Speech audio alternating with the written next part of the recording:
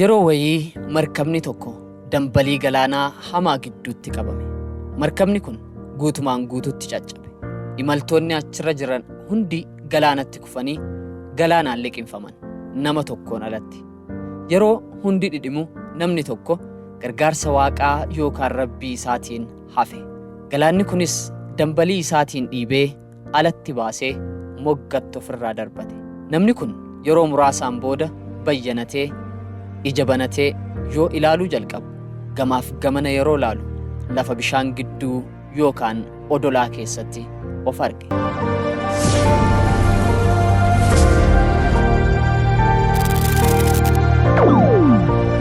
Achiin booda namni kun ol jedhee Rabbii isaa kadhachuu eegale.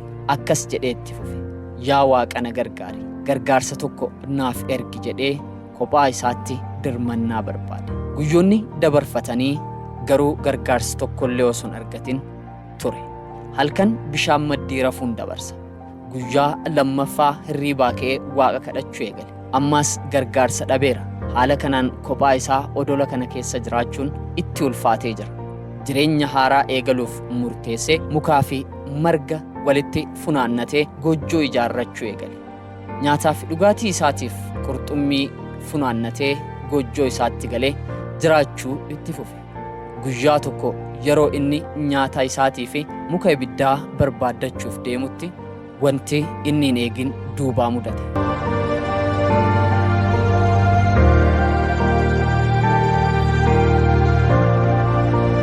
Deemee gaafa deebi'u goojjoon isaa gubateera.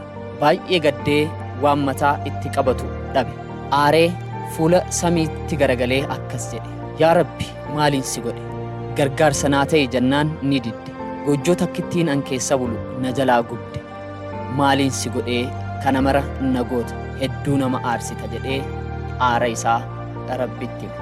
Namni kun guyyaa guutuu Rabbitti aaraa oolee galgalli ga'e. Galaana maddii rafee ganama yeroo ka'u sagalee dhage. Ija isaa amanuu dadhabe. Markabni tokko dhufee achi dhaabbata. Isa gargaaruuf dhufan.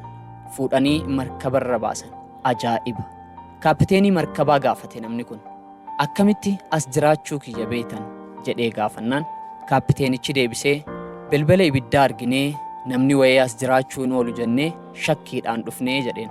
Ani garuu bilbila ibiddaa tokkollee mallattoon hin argisiifne jedheen. Garuu nuti argine jedhee kaapiteenichi deebise. Ahaa jedhe. Waan galgala ta'e yaadatee goojjoo gubatte san. Karoorri Rabbii karoora isaa akka caalu hubatee galateeffachuu jalqabe. Yaa Waaqa galatoomii jedhee irra deddeebi'ee isinoo seenaa kanarraa maal barattan?